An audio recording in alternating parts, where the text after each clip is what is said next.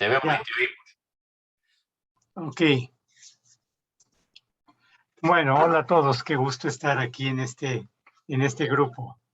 Hola, Guillermo. Hola, Guillermo. Hola, Tere, ¿qué tal? Hola, Guillermo. Bienvenido. Hola, Omar.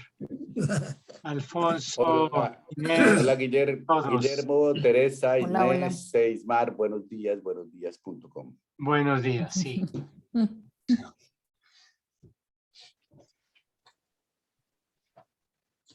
Guillermo, estoy con un cuadrito de México atrás de mí. Ah, muy Sí, bien. es verdad, sí, ahí está. Sí. Excelente, Ismar. Excelente, qué bueno. Pues Guillermo tiene que tener algún libro de Brasil, porque con todos los que tiene detrás, algunos tendrán que Sí, ser. claro, muy bien, Alfonso. Ahí están todas las nacionalidades atrás de mí. Sí, no se me había ocurrido. Yo también, ¿ah? Ya llegó, Claro, Sí, Tere, tú ¿verdad? también. ya llegó el intérprete de lengua de señas. Ok, excelente, bienvenido.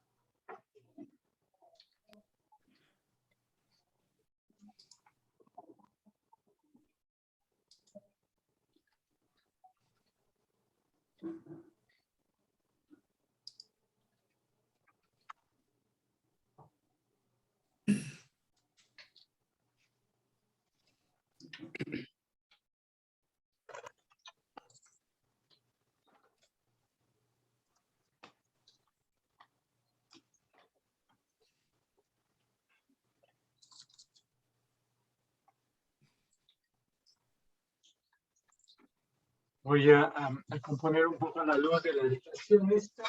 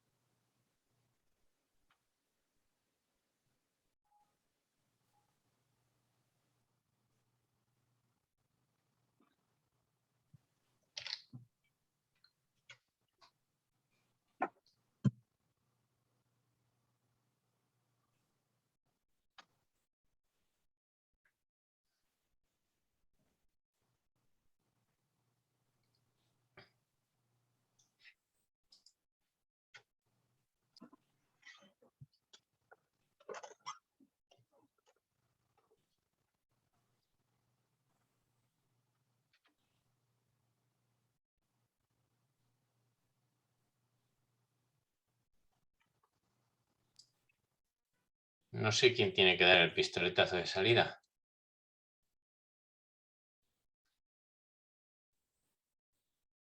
Creo que Jeff.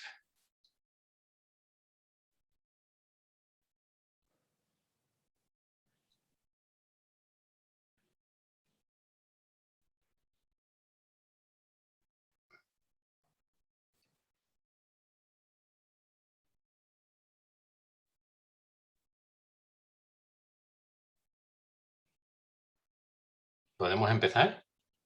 Sí, sí, cuando ustedes quieren, ¿No vais a explicar nada de esto o lo explico yo de la interpretación? por favor. Muy bien. Bueno, pues buenas tardes, buenos días, noches creo que no le pilla a nadie. Buenas a todos. Tenemos hoy la oportunidad de encontrar aquí a varios expertos, a 5, reconocidos y prestigiosos expertos latinoamericanos en educomunicación. Ismar de Oliveira, Guillermo Orozco, Teresa Quiroz, Omar Rincón e Inés Dussel. Estos cinco expertos gozan de gran experiencia en este campo y además de estar ubicados habitualmente en 5 países diferentes, todos ellos trascienden sus fronteras y han participado en numerosas experiencias internacionales.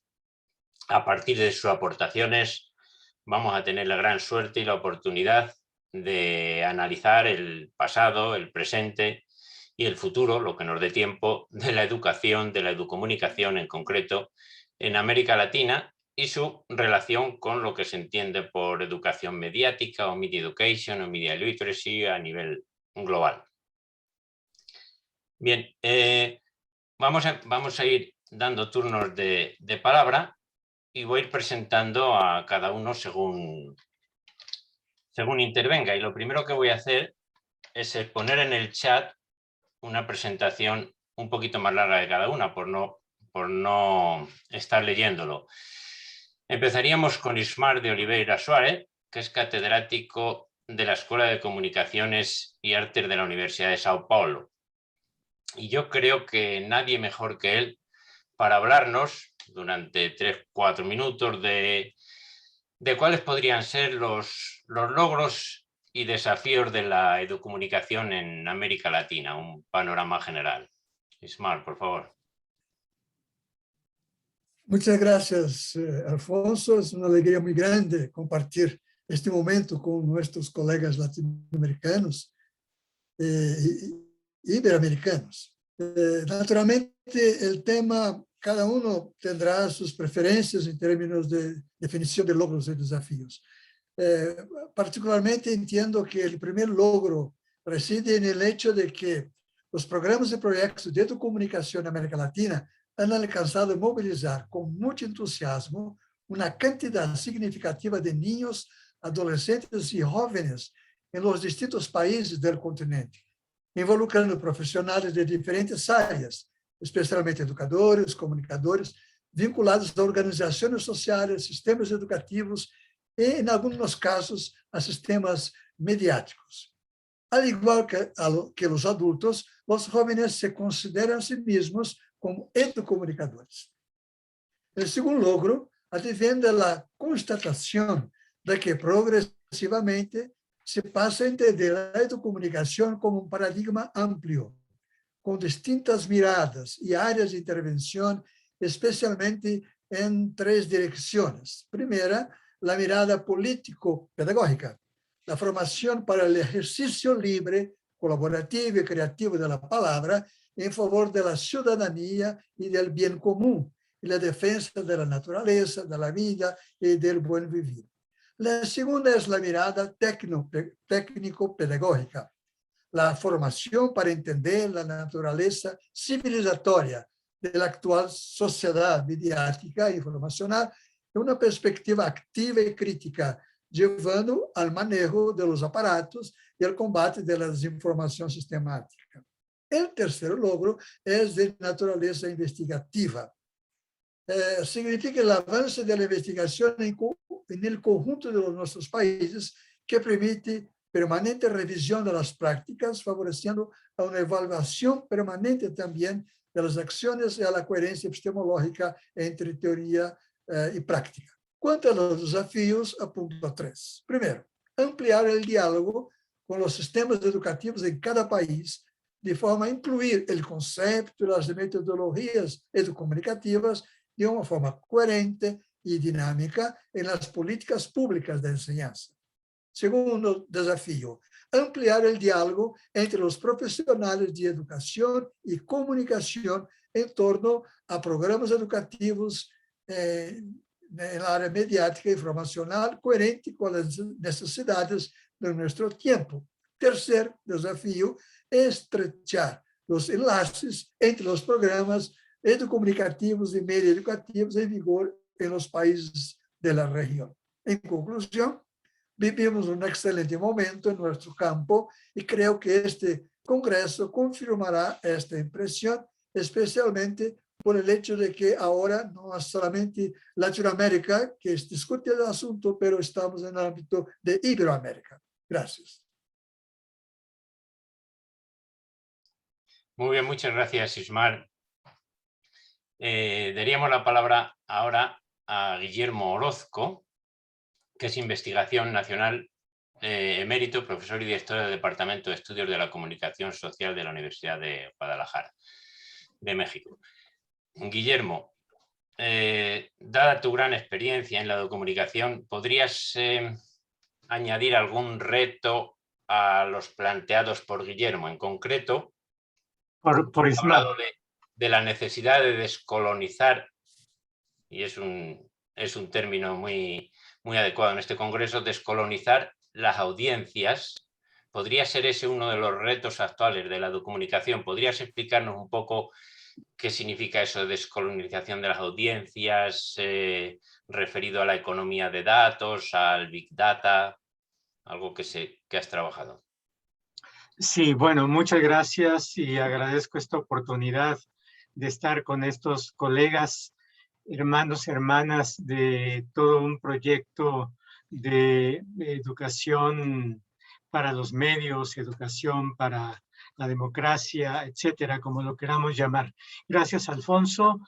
Y sí, contestando un poco a la pregunta, yo creo que antes de entrar de lleno a lo que es cómo veo la colonización, yo quisiera mencionar que entre todos los avances y cambios a lo largo de tantos años, que Ismar lo ha sintetizado de una manera muy elocuente, yo creo que hay un gran cambio fundamental, que es de ser en tanto audiencias como defendernos un poco de todo lo que venía en los medios de comunicación, de todos los productos.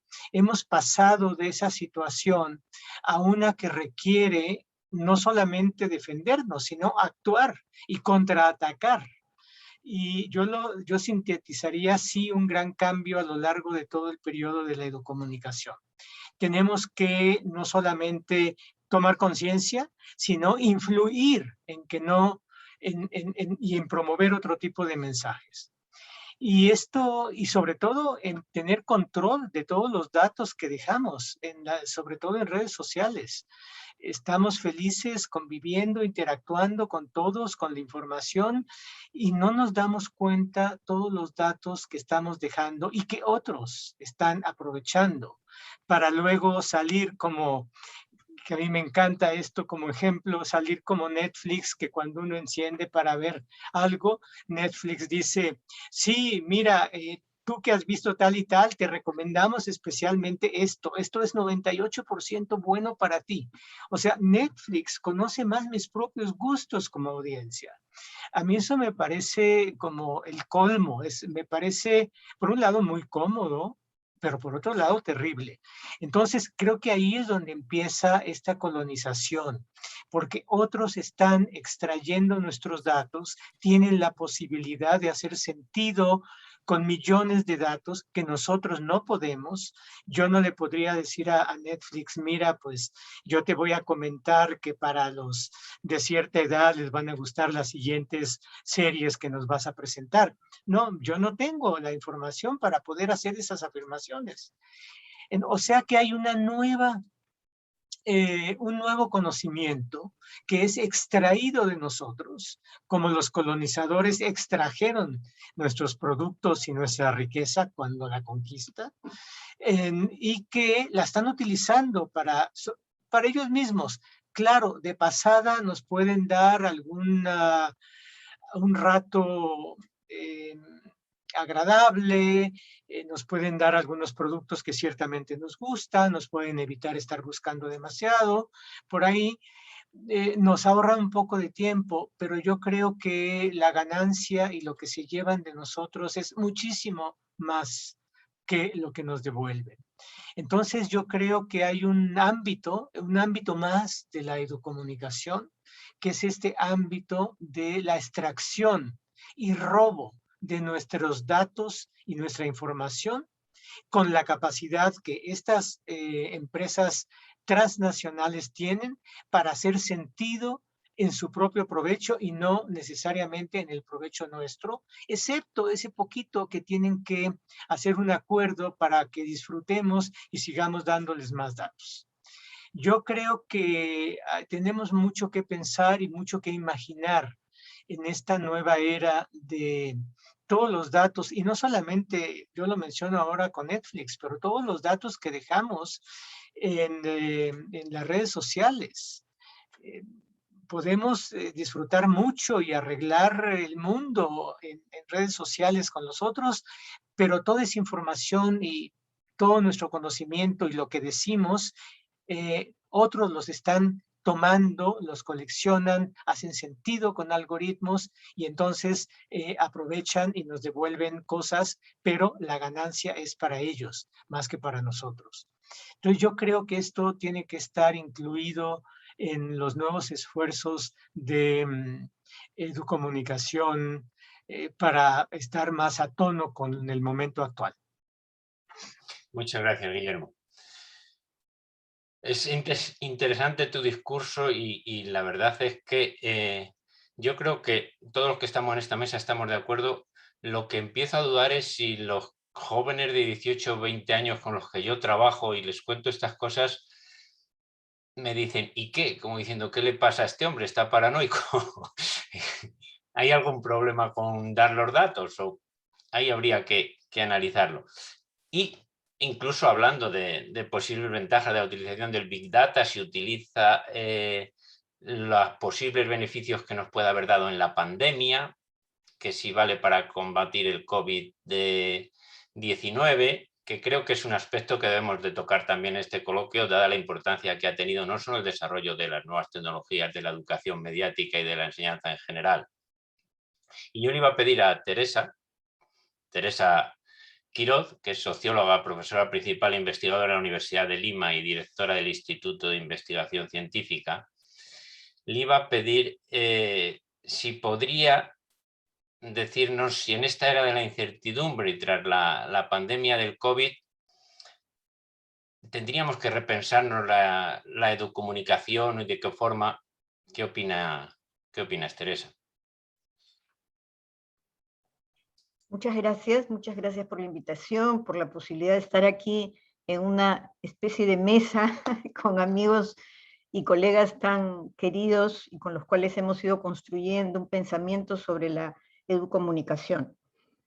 En efecto, yo creo que se han producido cambios importantes con la pandemia, con este fenómeno global que hemos compartido. Y esos cambios están relacionados con varios asuntos bien puntuales, ¿no? Por ejemplo, los chicos de hoy no son los mismos de la época del pre-COVID. Son chicos que están mucho más metidos con las tecnologías, con las plataformas, con este sistema de extracción de datos, ¿no? Pero también, entonces, han realizado sus propios aprendizajes educomunicativos, digamos. Y los maestros están más tecnologizados que nunca. Eso no significa que se hayan educado realmente, pero han ido aprendiendo y desarrollando recursos. Y han tenido que sacar de la manga, ¿no? Sobre todo en las zonas más pobres, en el caso de mi país, soluciones para poder llegar a los chicos. Entonces estamos frente a un panorama diferente en ese sentido.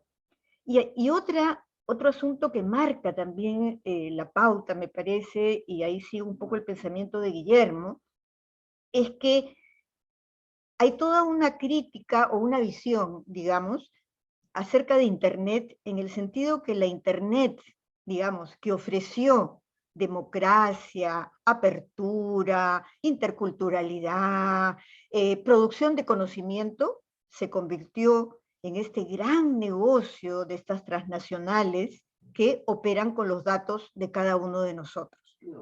Y que producen, y eso es lo importante, a través de los algoritmos, y que producen porque cada uno de nosotros tiene su Facebook, tiene su Twitter, tiene su plataforma propia, y escucha escucha y lee aquellos que están en su propio universo. Es decir, nos están quitando la posibilidad de tener realmente una visión más amplia de las cosas. Es una visión bastante secuestrada y que, pensando un poco en mi país, lleva a los grandes extremos. Los extremos que en la política se están expresando y son cuestiones relacionadas con el pensamiento único, con una sola manera de pensar, con un extremo de las cosas. Y también creo que de alguna manera, a través de esta educación remota que han tenido que reinventar los maestros en el uso de las tecnologías en las zonas rurales peruanas, donde ha quedado claramente, se ha mostrado claramente cómo Internet es absolutamente diferenciador. Quiero decir, una cosa son las escuelas rurales, otra cosa son las escuelas urbanas. Es decir, no hay una igual posibilidad de acceso a la información y el conocimiento. Entonces, también ha ocurrido por eso que de alguna manera a través de estas pantallas, el país ha entrado a través de las pantallas. Y los chicos y los maestros han tenido que empezar a pensar, ¿no?, a opinar, pero ahí viene el problema de todos estos sesgos relacionados con los algoritmos, esta colonización, que creo que nos debe llevar a pensar de una manera un poco diferente en el sentido de lograr incorporar nuevos aspectos, porque no somos los mismos. Creo que no somos los mismos después de esta época de tan dura de pandemia que hemos vivido y que seguimos viviendo, porque tampoco sabemos en qué momento va a acabar. Entonces creo que es una oportunidad extraordinaria para repensar ciertos asuntos y estoy de acuerdo con Guillermo y contraatacar, porque la sociedad, esta sociedad, aun cuando dice Alfonso, ¿cómo los convencemos de que no se lleven nuestros datos? Pero la sociedad civil, los maestros, las organizaciones, podemos poner ciertos límites a estos procesos, y ahí termino, donde la gran apuesta de estas empresas es lo que se llama hoy día la economía de la atención. Es decir, ¿cómo mantengo atentos a los chicos 24/24? Y esa es, digamos, la ofensiva. Veamos cómo nosotros podemos responder. Gracias. Bien, muchas gracias, Teresa. Omar Rincón es profesor titular de la Universidad de los Andes, Colombia, y es crítico de televisión, colabora en varios medios, y en este sentido le vamos a preguntar a él qué responsabilidad pueden tener los medios de comunicación o pueden asumir si son empresas, si tienen responsabilidad educativa, si pueden hacer algo para evitar estos sesgos a los que se refería Teresa, esta era de la posverdad donde cada medio trata de agradar más que de informar, agradar a sus usuarios, y desde el punto de vista de la educomunicación sí tenía que ser algo que, como decía Teresa, asume la sociedad civil, asumen la educación, o los medios de comunicación tendrían alguna responsabilidad ahí o no se les puede exigir. La opinión de un experto. Gracias, Alfonso. Muchas gracias por invitarme y estar en tan alegría y buena compañía de Ismar, Teresa, Guillermo, Inés, gente que admiro. Y para responder, yo diría, pues, lo hemos dicho eternamente, que los medios educan porque están ahí, o sea, que hacen parte del ecosistema de programación mental que tenemos todos. Y sobre todo forman en un modelo ético de sociedad. Y yo creo que uno de nuestros grandes fracasos como académicos ha sido poderlos integrar en esta discusión. Lo hemos intentado con leyes, lo hemos intentado con seminarios, lo hemos intentado de otra manera, y los medios nunca han entrado a jugar con nosotros porque ellos nos dicen que nosotros no sabemos y que ellos sí saben de entretener y que ellos no educan y que ellos no funcionan, pero clarísimamente son formadores de un modelo de sociedad que yo llamaría yopitalista, es el capitalismo del yo, y que últimamente se ha demostrado tanto en América Latina como en Estados Unidos y en España, en muchas partes, los medios perdieron el pudor y ahora son parte de los actores políticos fundamentales de la sociedad. O sea, ya no, ni siquiera pretenden informar, ya están jugando políticamente en favor de sus dueños de negocios, con lo cual funciona.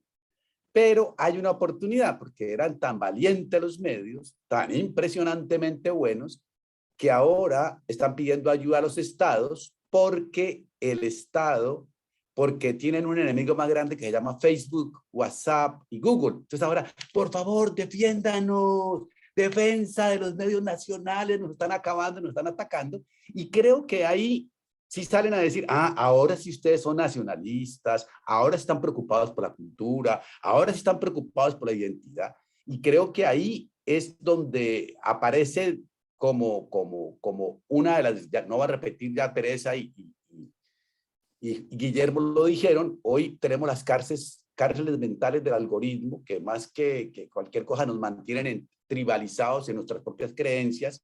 En un estudio que leí por ahí de México decía que los jóvenes le preguntaron si creían que había fake news en internet, dijeron que todo era fake, o sea, nada es verdad.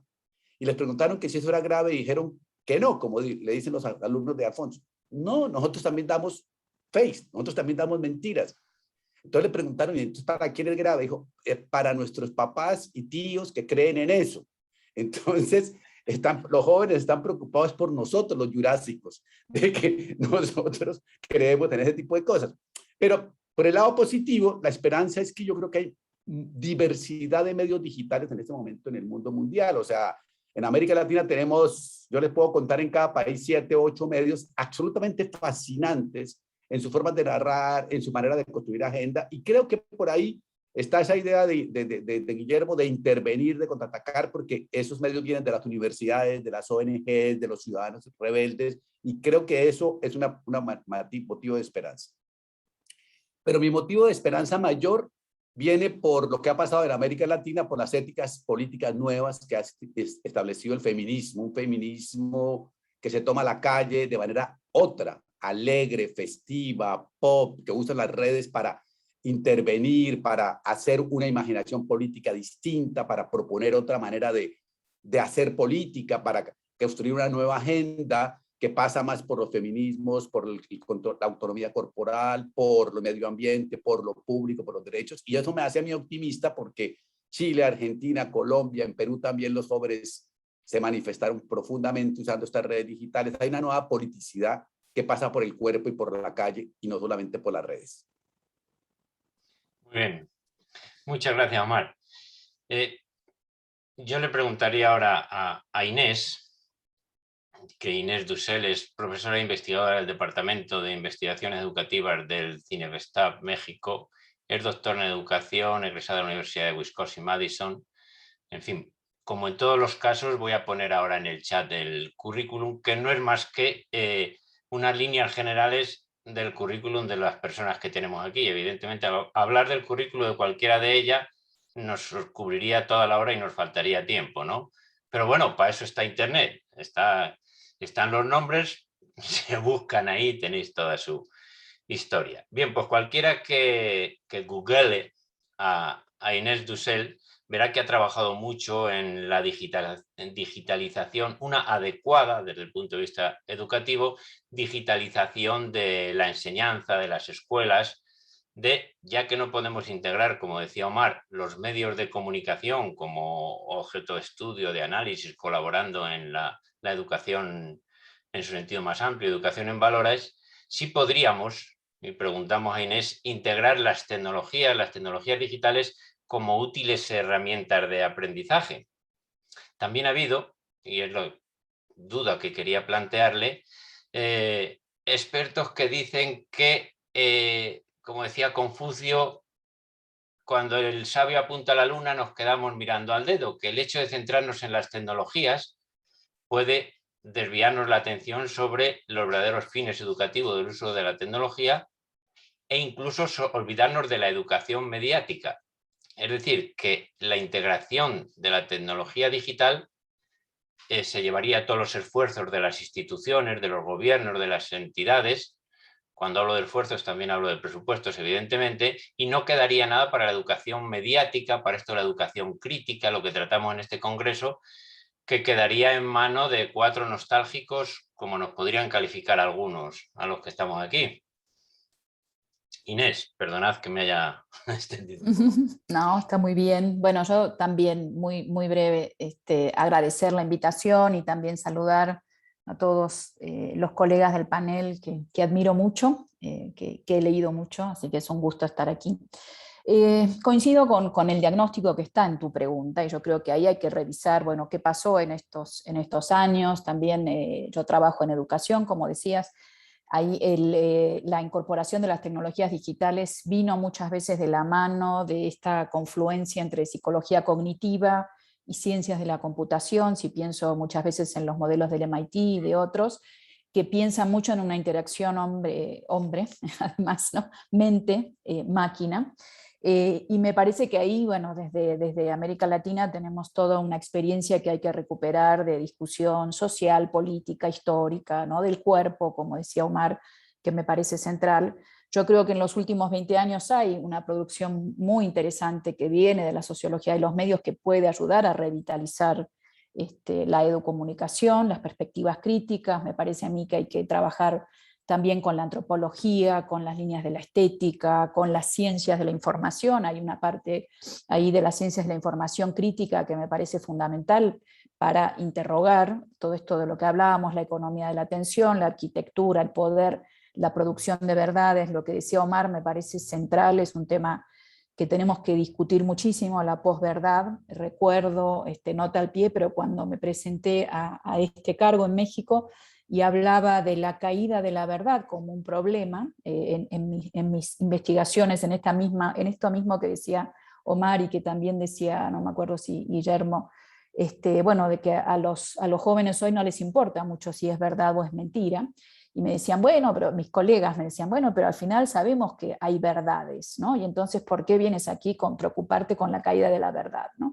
Y creo que ahí también hay que interrogar muy críticamente nuestras propias posiciones, y yo aclaro, me formé más en la línea Foucaultiana, por supuesto que soy muy crítica de una idea de verdad con mayúscula, pero me parece que hay que discutir precisamente con Foucault esta historicidad de los regímenes de verdad y ver qué es lo que instala hoy el régimen de la posverdad, podemos decir, ¿no? Y ahí, si me permites, hay un estudio que yo cito mucho y me parece que ayuda. Yo trabajo mucho en la formación docente. Me parece que ahí hay que apostarle mucho a un trabajo curricular, a un trabajo pedagógico. Hay una antropóloga norteamericana, Gina Burrell, que trabaja, ella tiene un libro que se llama Usuarios Invisibles, los usuarios de cibercafé en Ghana, y son estos hackers, scammers, los que buscan pareja, ¿no? Los que nos mandan estos mails de gané 1 millón de euros y no sé qué hacer con ellos y mándeme sus datos. Bueno, y ella hace una etnografía de estos scammers, podemos decir. Y para mí es un trabajo muy interesante para discutir la cuestión del saber, precisamente. No es que estos usuarios no sepan usar las plataformas, sino que las usan desde otros contextos, desde otros usos, ¿no?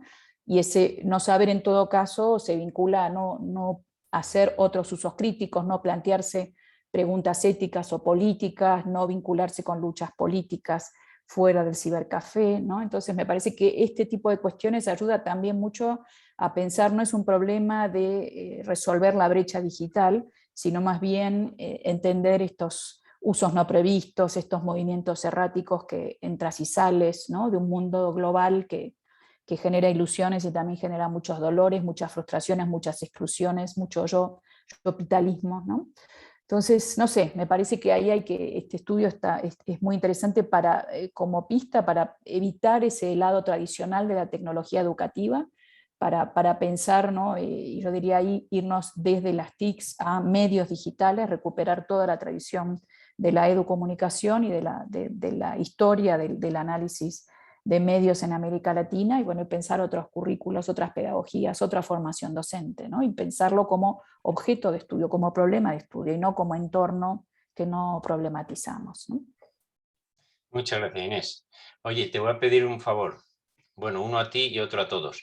Si no te importa, puedes poner en el chat el enlace a eso para el que lo pueda, si miras internet, algún enlace en internet al libro que has Al citado. libro, ahora lo busco. Y un favor a todos es hablar un poco más despacio. Yo entiendo que el interés del tema nos hace hablar deprisa, pero me piden los traductores e intérpretes que si no hablamos despacio la mitad no nos entienden. No sé. Bien, ahora podríamos abordar, en el orden que queráis, la pregunta que da título a esta sesión. Hemos tratado de hacer una visión desde varios puntos de vista de la educomunicación y ahora nos centraríamos en comparar pasado, presente, futuro, por qué es ahora, aunque ya lo hemos dejado caer, ¿no? Lo habéis dejado caer. ¿Por qué ahora es más necesaria? ¿Por qué ahora ya no sería tan necesaria? ¿Por qué ha sido siempre y será necesaria? El tema que nos ocupa, la educación. ¿Quién rompe el hielo?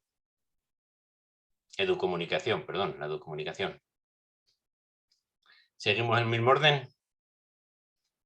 Ismar. Sí, sí. Bueno, tuvimos un panel muy interesante porque distintas perspectivas se presentaron. Yo defiendo el punto de vista de que se necesita hoy, más que antes, ampliar y fortalecer la educomunicación por distintas razones. La primera es el contraatacar. Lo que cada uno de ustedes hablaron apunta para la necesidad de no ser pasivos, pero activísimos en el tema de retomar el asunto de la comunicación en nuestras manos. En ese sentido, yo entiendo que la ampliación y fortalecimiento de la educomunicación tiene tres razones principales.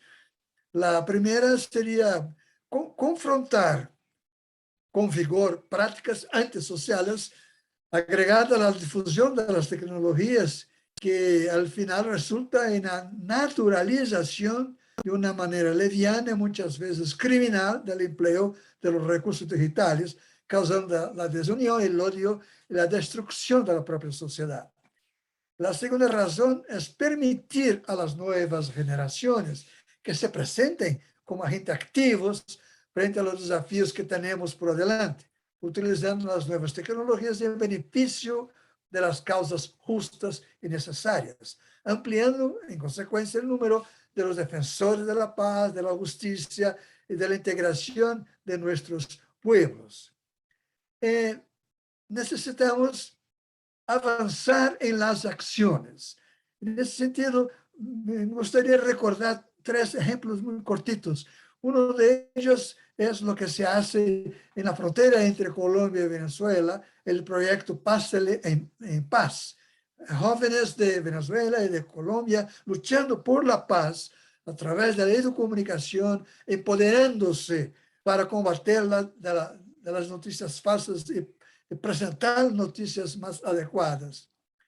En el sur del continente, la nación guaraní, desde São Paulo, pasando por el estado de Paraná, llegando a la frontera con Bolivia, Paraguay y Argentina, el pueblo guaraní entendió la necesidad de incorporar la educomunicación como una práctica para que la gente conozca sus caras, sus voces, lo que ellos presentan en términos de defensa de su cultura, en términos también de promoción de las relaciones adecuadas con la naturaleza. Y finalmente, el ejemplo de la ciudad de São Paulo, en donde la educomunicación llega a todas las escuelas de la ciudad a partir de una perspectiva que ofrece el protagonismo de acciones a niños pequeños, adolescentes y a jóvenes.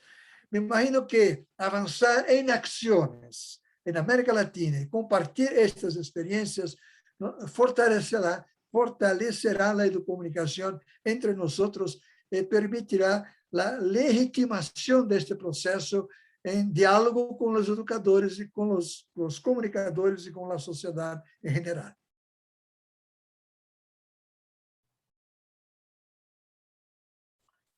Bueno, asumo que si vamos en el mismo orden, continúo yo después de de Ismar. Sí, yo muy de acuerdo con Ismar y quisiera mencionar dos cosas. Yo creo que entre todos los cambios y la evolución que hemos tenido nosotros y el campo de estudios y de quehaceres de la educomunicación, algo que por lo menos yo he aprendido es que los jóvenes tienen hoy un papel mucho más protagónico que como lo tenían anteriormente. Y tenemos que voltear, dejar de ser maestros y críticos nosotros, los grandes, los viejos, y aprender de los jóvenes. Y yo creo que ahí un reto está cómo hacer que los jóvenes puedan mostrarnos todos estos conocimientos que hacen. Y entonces nosotros, lo que nos tocaría, y yo apostaría por este objetivo, es hacer evidente lo que no es evidente por sí mismos, lo que los jóvenes no logran de repente ver, pero que lo hacen mejor que nosotros, conectarse, criticar, enviar mensajes, construir, rehacer, transformar permanentemente la información. Yo me siento incapaz de competir con un joven de hoy.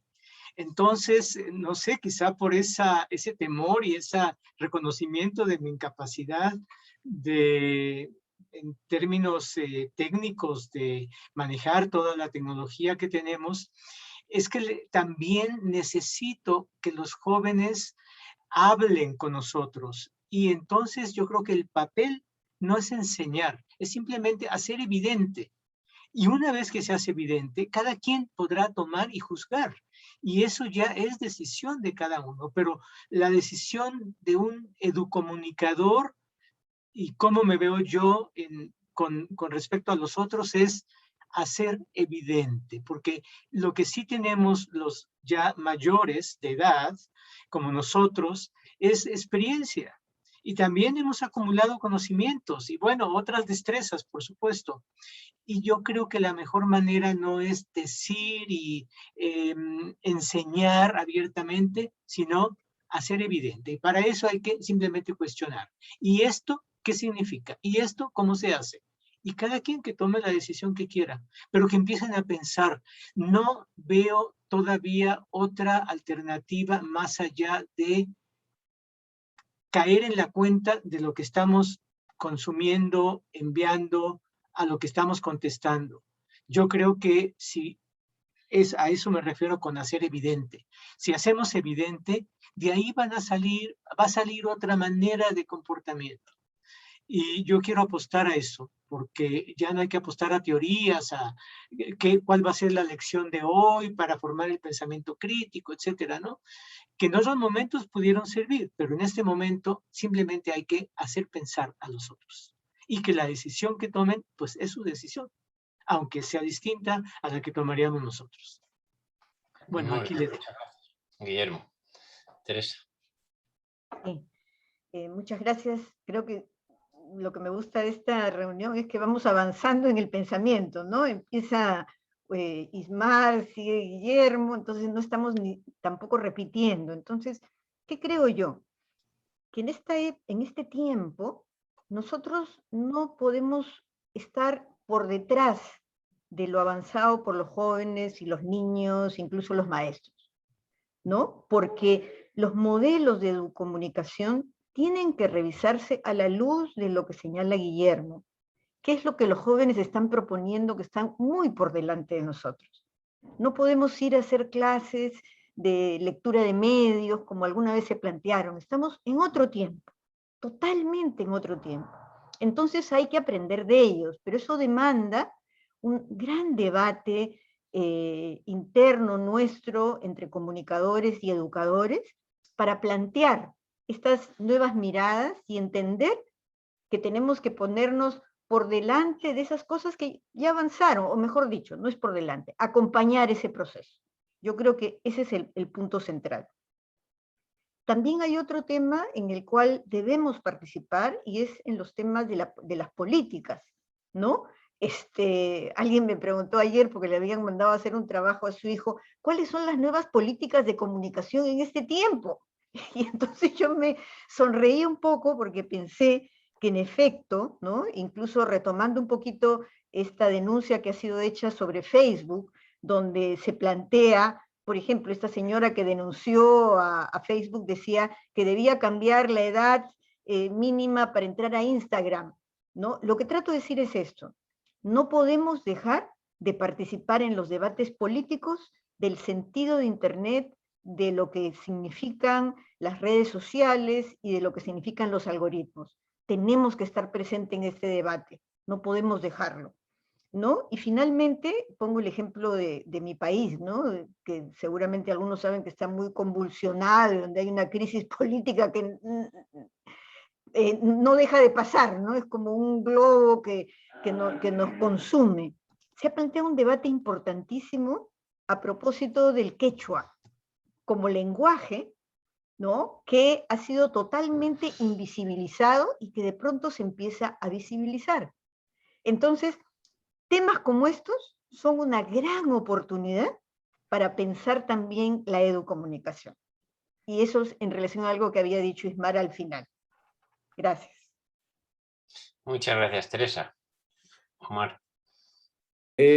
Yo pues, siguiendo la línea de lo que han planteado, yo diría que hay tres escenarios que me gustaría continuar con esto. Yo creo que en la línea que han dicho, la educomunicación debe ser un laboratorio experimental del expresarse y no del formar críticos, sino del hacer la comunicación en lo que sea. Segundo, que creo, como plantea el joven Guillermo, yo planteo que es un diálogo intercultural. O sea, que nosotros somos Jurassic Park y tenemos un pensamiento crítico, moderno, espectacular, con muchos referentes, y que los jóvenes son como Zombielandia, los hijos de The Walking Dead, y que hay que plantear el diálogo intercultural entre la cultura Jurassic y la cultura zombie, para sacar a los zombies de su lado tecnológico fascinados y volverlos un poco más críticos, y ellos que nos vuelvan un poco más cool. Y la tercera cosa que me parece clavísima es que la educomunicación debe vincularse al activismo político de calle que plantean las mujeres y los jóvenes en América Latina. Muy bien, Omar. Inés, ¿qué nos cuentas?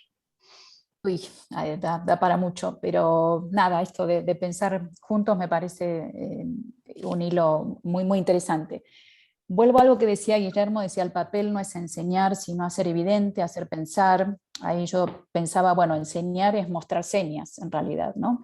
Y de ahí viene la palabra. Entonces yo diría que también ahí hay una discusión respecto a las pedagogías, ¿no? Reconocer estos hilos y estos debates. Alicia Holguín mencionaba a Freire. Bueno, no todas las pedagogías, no todas las formas de enseñanza son iguales. También alguien hacía referencia a las jerarquías rígidas de la escuela. Y yo aquí me voy a parar un poco más en la parte de la educomunicación, pero diría también hay una tradición, o en todo caso hay que abrir estos debates pedagógicos de manera mucho más clara, ¿no? Y esto de la escuela, digo, ¿por qué la escuela parece más rígida que los algoritmos de Facebook? No sé, ¿por qué tenemos esta idea? Si en la escuela hay un espacio de interacción humana, al final, por supuesto, hay un montón de regulaciones, pero son muy claras y en el caso de Facebook están muy invisibilizadas, ¿no? Y esas jerarquías que hoy construyen los algoritmos, que serán móviles, pero están siempre basados en lo popular, generan una forma de autoridad que en muchos casos es muy tiránica, ¿no? Y las burbujas y tribus. Entonces, no sé, creo que ahí habría que abrir muchas discusiones pedagógicas también para pensar en estas contribuciones que puede hacer la educomunicación. Y vuelvo también a algo que mencionaba Omar, hay la cuestión de los lenguajes de la expresión. En este momento yo trabajo mucho en pedagogías visuales. Lo que veo con el tema de lo expresivo en las pedagogías visuales es un abandono de un trabajo sobre los lenguajes, sobre la historia, sobre las posibilidades expresivas, y más bien una repetición de ciertos gestos que están muy estandarizados. Por ejemplo, ya no se enseña más en educación plástica visual, estoy haciendo una generalización, pero en muchos casos diría, en Argentina, por ejemplo, no se enseña más historia del arte, se enseña, bueno, toma una foto de la Mona Lisa y dibújale bigotes. Y el problema es que eso se vuelve también un gesto muy estandarizado, ¿no? Muy estandarizado. Parece que lo único que podemos hacer es ser irónicos, ¿no? y dices, bueno, a ver, no sé, ¿no? O otro ejemplo que a mí realmente me abruma. Los chicos me dicen, yo quiero que los videos para estudiar sean graciosos. ¿Y cómo buscas? Y pongo videos graciosos en TikTok, en Google. Y el algoritmo define lo gracioso. Y ahí hay un problema. Ellos de nuevo, muchos chicos dicen, eso no es un problema, me muestra lo que me gusta. Pero sabemos que ahí hay un problema para la democracia, para los saberes, no sé, para la ética, para la política. Entonces me parece que ahí hay que salirse de a ratos, ¿no? En estas pedagogías que creen que resuelven el problema que tenemos hoy de la atención, del desinterés, etcétera, volviéndonos más tiktokeros, y me parece que agravamos ciertos problemas y que la escuela está ahí para proponer otra cosa, ¿no? En todo caso, discutamos cómo se hace, por supuesto, no es que digo volvamos a la escuela del siglo XIX o principio del siglo XX, pero pensemos cuáles son mejores pedagogías, ¿no? Y ahí digo, hay que discutir en este contexto cómo trabajar. Nada, a mí me parece que esta es una vía muy interesante para revitalizar la educomunicación, no que necesite revitalización, pero sí creo que tenemos que dialogar más con este contexto, ¿no? Ser menos jurásicos, como dice Omar. Muchas gracias, Inés. También se están recogiendo en el chat ideas interesantes y todas en esta misma línea de hacer evidente. Yo me quedo con dos ideas. La primera, la necesidad de una convergencia generacional, de intercambiar, aprovechar. No podemos seguir enseñando para un mundo que ya no existe, ni pretender utilizar ni las estrategias didácticas, como dice Inés, ni la ideología de la antigua educomunicación para preparar para un futuro que tiene que de nuestros alumnos, que tiene que capacitar para transformar, no solo para aprender una serie de saberes, ¿no? Sino, se ha dicho también aquí, entender la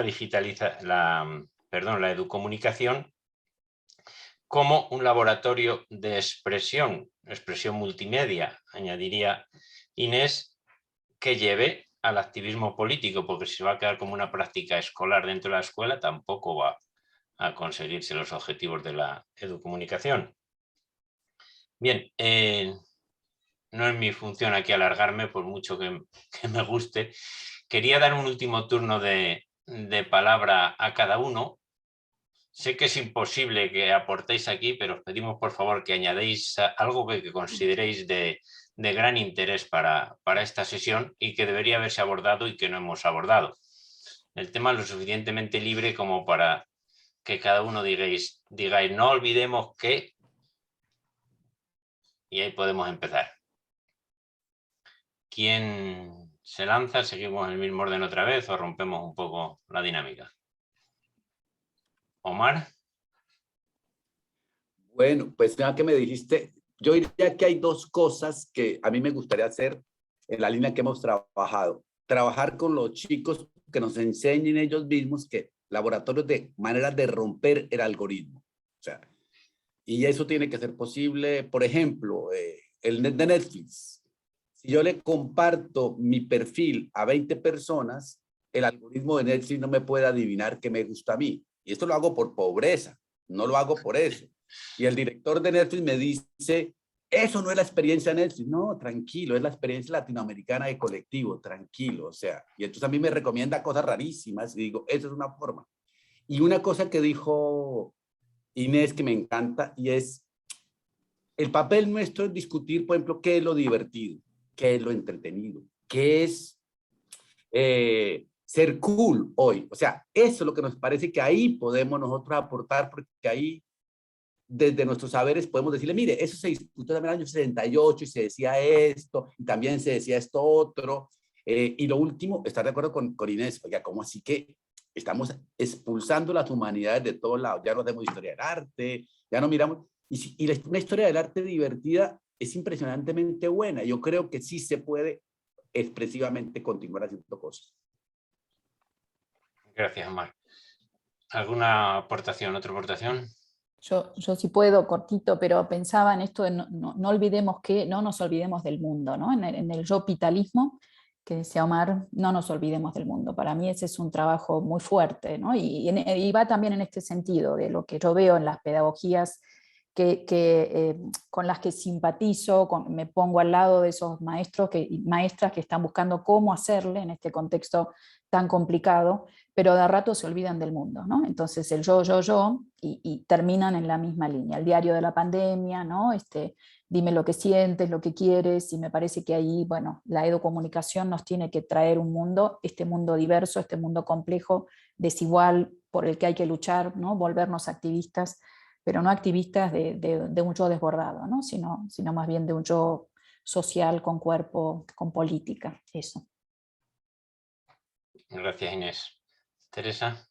Sí, en esa línea yo creo que esta necesidad de poner en común algunos temas implica trabajar con los maestros y recoger de ellos estas experiencias y trabajar con los estudiantes de comunicación, porque son los que en las facultades de comunicación o de educación y comunicación donde estamos, es posible hacer estos juegos, ¿no? Que van a permitirnos realmente trabajar de otra manera y aprender de los chicos.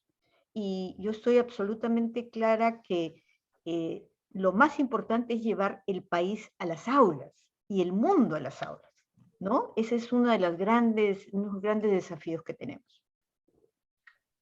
Muy bien. Sí, Guillermo. yo estoy muy de acuerdo con mis colegas que han hablado en esta última ronda.